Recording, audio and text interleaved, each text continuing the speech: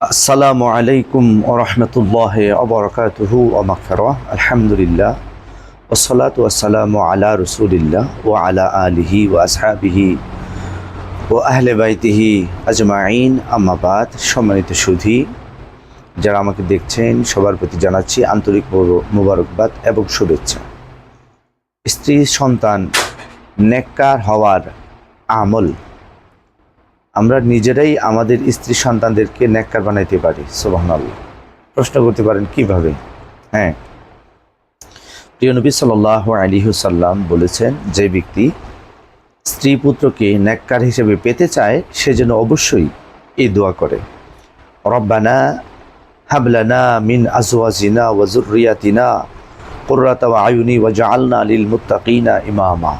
আমি দোয়াটা আবার পড়ছি, এটা পবিত্র কোরআনুল কারীমের আয়াতে শরীফা। রব্বানা হাবলানা মিন আজওয়াজিনা ওয়া যুররিয়াতিনা কুররাতা আয়ুনি ওয়াজআলনা লিল মুত্তাকিনা ইমামা। আমি আবার পড়ছি, রব্বানা হাবলানা মিন আজওয়াজিনা ওয়া যুররিয়াতিনা কুররাতা আয়ুনি ওয়াজআলনা লিল মুত্তাকিনা ইমামা। এই দোয়া যদি কেউ 5 ওয়াক্ত নামাজ পড়ে ইনশাআল্লাহ তার ছেলে মেয়ে অবশ্যই নেককার হবে, তার বিবি অবশ্যই নেককার হবে।